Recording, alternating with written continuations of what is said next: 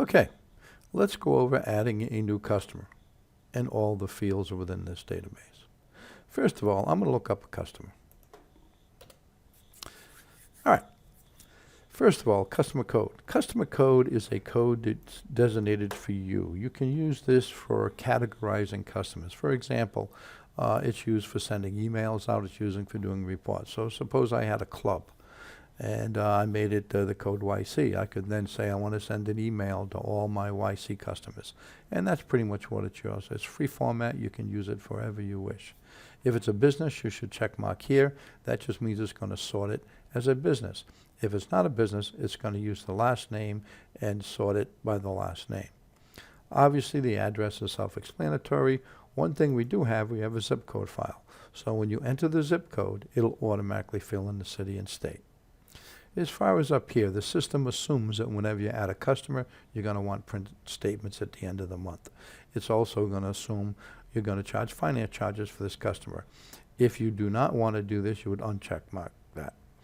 Also, what this is used for, if you put in a note for the customer, which you would do here, and you want that note displayed every time you look this customer up, you would check mark display user defined. What that'll do is anytime you look the customer up, whether you be in parts, service, anywhere within the system, the note will pop up first.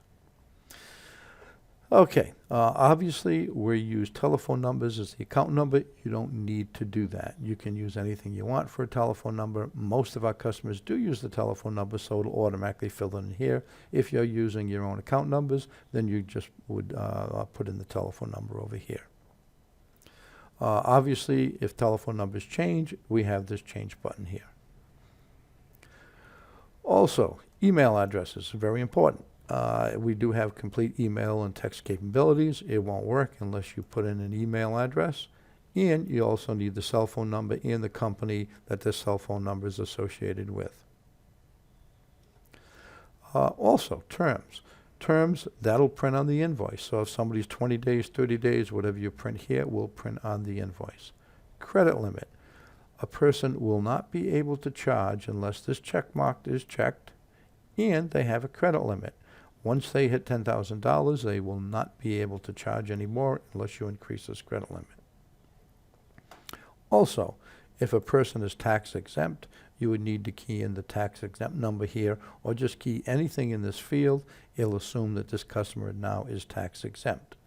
Also, this is more for Canadian customers, if you have different types of tax exempt customers, you can set up your different types.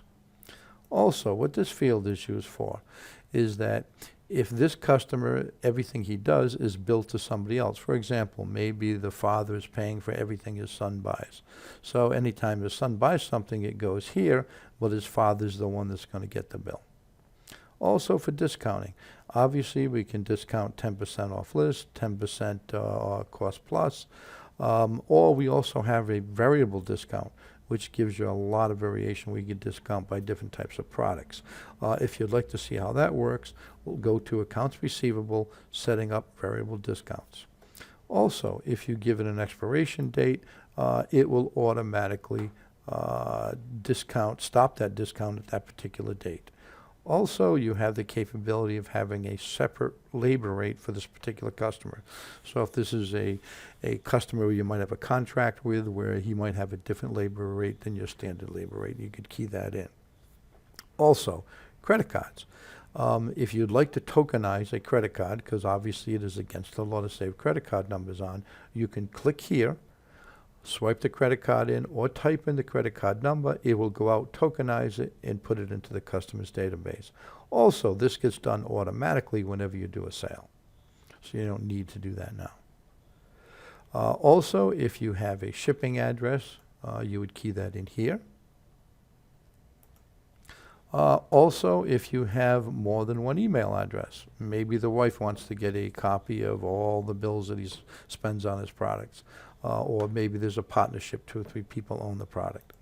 So there again, you put multiple email addresses. Also, you may see that, there's more information. I want to keep track of my customers. Where would I put it? Well, we have a user-defined database for every single file we have. Anything that's in this dark blue are fields that you would define. In this case, I defined I want to know a summer address. I want to know his work address. I want to have a picture of the customer. Anywhere we have keywords, anywhere you use the word video, you can attach a video. Image, you can attach images. Link, you can attach a website. Files, you can attach documents. If you'd like to see how to set up a user-defined, go to Accounts Receivable, set up a user-defined template. Okay, if you have a customer that would prefer not to get printed paper, you can check mark here. That'll make it anytime this customer buys anything, purchases anything, it'll automatically just get an email. If you'd like to do both, you can do both. It automatically defaults to printing only. Okay, this is setting up all the information about the customer. Now, you could also set up information about his major unit products that are in service. You can do that here. Now, that's normally done in the service program, but you could also do it here. If you click the wrench, now this lists all the different products he has in service, and I could click on any of these and just add a new one if I wish. So if you want to see adding units, look at the video adding units.